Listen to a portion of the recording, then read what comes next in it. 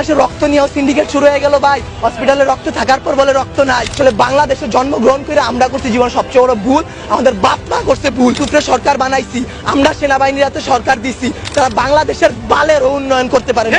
তারা 36 দিন পর তারা এনসিপি গঠন করে। তুলায় অভিশপ্ত না, অভিশপ্ত বাংলাদেশের রাজনীতি। রাতের বেলা লাশ গুম কইরেন না। মৃত সাগর বানাই দিতে আল্লাহ 2 মিনিট ভাবে নাই। ফেরাউন্ডে পানিতে ভাসাই দিতে আল্লাহ 2 মিনিট ভাবে নাই। আমরা তো পাপিষ্ঠ জাতি, আমরা তো খারাপ জাতি, আমাদের ডুবাই দিত আল্লাহ 2 মিনিটও ভাববে না। আপনাদের বলা আর এই যে নিজের গালে নিজে এইভাবে থাপ্পড় দেওয়া ভাই সেম কথা। ব্যথাটা নিজের উপরই, থুতুটা নিজের উপরই পড়ে। উপদেষ্টারা আসতেছে 20টা করে গাড়ি নিয়ে আসতেছে, উত্তরার রাস্তা বন্ধ করতেছে, সেক্টরের রাস্তাগুলো বন্ধ করতেছে। এতে যাদের যেই সন্তানগুলো আহত হয়েছে, নিহত হয়েছে, তাদের বাবা মাদের ঢুকতে দিতেছেন না আপনারা। তাদের বাবা মারা এখন পর্যন্ত খায় নাই। আমার মা শোকে শোকাহত হয়ে গেছে। আমরা 2 ভাই আসছি, আমাদের বোনরা আমরা নিয়ে গেছি। আমার এক বন্ধুর হাতের এইখান থেকে এই পর্যন্ত ওর ডান হাতের অবস্থা করুন ভাই, হাত কাইটা ফেলতে হয় কিনা সেইটাই বোঝা যাচ্ছে না। আমার ওই বন্ধুরই ছোট ভাই ক্লাস 7-এ পড়তো, ওর ঢাকা মেডিকেলে ভর্তি আছে ভাই।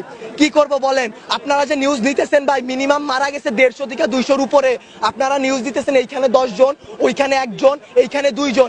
আসলে ভাই বলতে গেলে কি, আমরা উপদেষ্টা আনাইছি, আমরা ইউসুফরে সরকার বানাইছি, আমরা সেনাবাহিনীর হাতে সরকার দিছি। গালি ভাই ওই যে চিত হয়ে স্যাপ ফেললে কার উপরে পড়ে? নিজের উপরে পড়ে। ওই রকম ভাই গালি দিলেও নিজের গায়ে খারাপ লাগে যে এক শেখ হাসিনা খুনি হাসিনারে পাঠাইছি, আরেক খুনি দলরে নিয়ে আসছি।